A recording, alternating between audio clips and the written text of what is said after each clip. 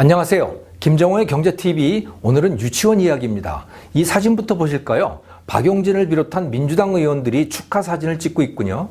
유치원 3법이라고 하는 것의 통과를 자축하는 거예요. 제 눈에는 사립유치원의 실질적 국유화의 출발, 유아교육 다양성의 조정이 울린 건데요. 이들은 국유화에 성공해서 신이 나는 모양입니다. 통과된 유치원 3법 내용을 간략히 살펴볼까요?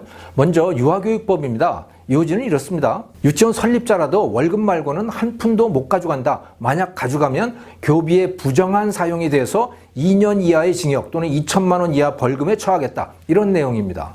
그러니까 유치원 토지, 건물 이런 것에 대해서는 한 푼도 대가를 가져갈 수 없다는 거예요. 다 헌납한 것이 되는 거죠. 그러니까 설립자도 고용된 원장이나 똑같은 겁니다. 물론 급여를 어떻게 책정하는가에 따라서 달라질 수 있지만 그 원리가 이렇다는 겁니다. 유아교육법의 다음 개정 내용은 소위 에듀파인이라고 하는 건데요. 사립유치원의 수입 지출이 실시간으로 교육청에 보고되는 겁니다. 매일매일 공무원들에게 감시를 당하는 거죠. 지금은 보통 회사들처럼 연 단위로 결산서를 만들기 때문에 어느 정도 숨 쉴 여유가 있습니다. 그런데 그것을 실시간으로 감시당하게 되는 거예요. 유치원 원장이나 교사들이 회계에 대해서 알 리가 없잖아요. 그러니까 회계 직원과 행정 직원을 따로 둬야 합니다. 사립유치원에는 직원이 많지 않습니다. 그런데 회계 보고를 하기 위해서 직원을 둘씩이나 더 둬야 하니 참 배보다 배꼽이 더 커진 겁니다. 더 큰 문제는 사립유치원에 손발이 묶인다는 겁니다.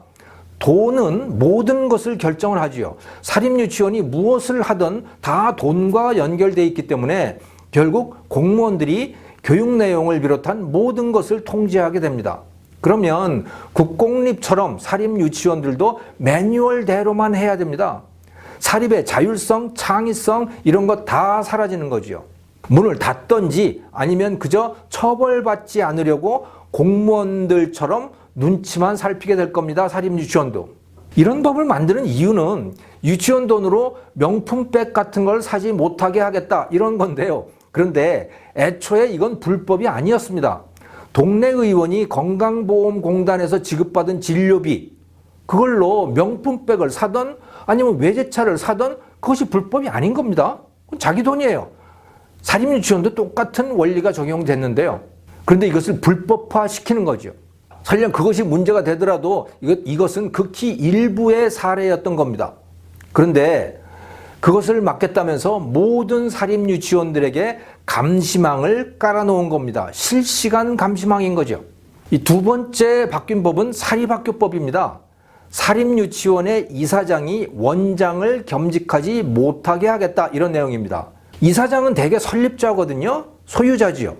근데 그 이사장이라고 하는 자리는 명예직이기 때문에 급여를 받을 수가 없습니다.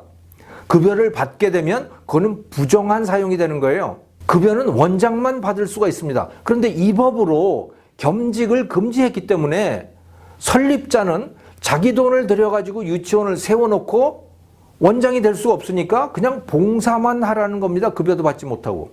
이런 조항을 만든 이유는 이사장이 잘못을 하더라도 징계를 받지 않는다. 이런 문제를 해결하겠다는 거예요. 그런데요, 사립유치원 주인이 그 이사장이 뭔가를 잘못하면요. 학부모로부터 징계를 받게 되어 있습니다. 왜냐하면 그만큼 원생이 줄어들게 되잖아요. 그러니까 유치원의 소유자, 설립자의 입장에서는 그것이 가장 치명적인 징계인 겁니다. 원생이 줄어드는 것. 그것을 억지로 법으로 해결하겠다면서 아예 재산을 몰수하다시피 해놓은 것. 이게 바로 사립학교법 개정 내용입니다. 유치원 3법 중에서 세 번째는 학교급식법입니다. 일정 규모 이상 사립유치원은 영양사, 급식교사를 따로 둬야 된다. 급식실도 따로 마련해라. 그리고 위탁하고 싶다면 정부가 지정한 업체에다가만 위탁을 해라. 이런 내용입니다. 안 그래도 교사 몇 명 되지도 않는데 사립유치원에는요.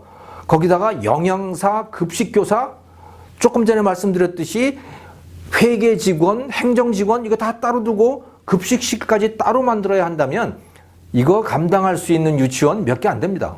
제가 원화 1인당 교육비를 계산해 봤는데요. 사립유치원은 53만 원 1인당, 국공립 유치원은 114만 원이에요. 국공립 유치원이 2배가 넘지요. 1인당 61만 원이나 더 많이 씁니다. 국공립이 사립보다. 돈이 많으니까 교사들 월급도 많이 주고요. 국공립은 정말 교사들 월급이 사립보다 거의 한 2배 됩니다. 회계 직원, 급식 직원, 오만 직원들 다 쓸 수 있죠. 계산을 해보니까 직원 숫자가 국공립의 경우에 사립보다 한 2배 반이 더 많아요. 급식실, 무슨 실, 오만실 다 갖다가 놓았어요. 사립은 그런 거 하면요, 당연히 다 적자가 납니다. 왜? 학부모로부터 받을 수 있는 돈이 몇 푼 안 돼요.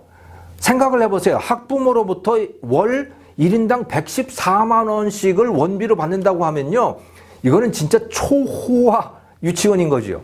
그런데 국공립은 그 돈을 받아서 쓰고 있는 겁니다. 114만 원을 받아서 쓰고 있어요. 사립유치원은 53만 원입니다. 기본적으로. 국가에서 그 바우처로 받는 돈 29만 원 또는 22만 원이 있고 학부모로부터 한 20몇만 원 받아가지고 53만 원이 되는 거예요. 당연히 적자가 나죠. 그 적자는 누가 해결해야 되느냐? 그거 다 설립자 이사장이 채워넣어야 되는 겁니다. 그 적자를. 그런데 그 이사장은 원장 겸직도 안 되게 법을 만들어 버렸어요. 월급도 못 받는 거예요. 그러면 어떻게 하라는 거죠? 지금까지 사립이 그런 비용으로도 그나마 버틸 수 있었던 것은 이 유치원 소유자, 설립자들이 한 푼이라도 아껴 썼기 때문입니다. 또 그러면서도 학부모의 선택을 받아야 되기 때문에 원화가 와야 되잖아요. 그러니까 교육 내용은 창의적이 될 수밖에 없어요. 마음에 들어야 하니까. 이제 그런 것들이 다 없어지는 겁니다. 그저 나라에서 하라는 대로 하거나 아니면 문을 닫아야 되는 겁니다. 벌써 폐원하는 유치원들 숫자가 급증하고 있습니다. 폐원 유치원 숫자를 보면요, 2017년에 144개소였거든요. 2018년 사립유치원 사태가 터지면서 196개소로 늘었고요. 2019년에는 4월까지 숫자인데 360개소나 됐어요. 휴폐원한 숫자가. 자, 4월까지 그랬으니까 연말까지는 몇 개가 됐을까요?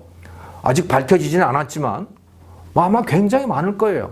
이렇게 되는 것은 아이들 숫자 자체가 줄어들기 때문이기도 하지만 사립유치원을 무슨 범법자로 몰아가지고 국유화하는, 실질적으로 국유화하는 이 사회 분위기가 크게 작용을 하고 있는 겁니다. 그나마 설립자로서는 폐원을 할 수 있으면 운이 좋은 편이죠.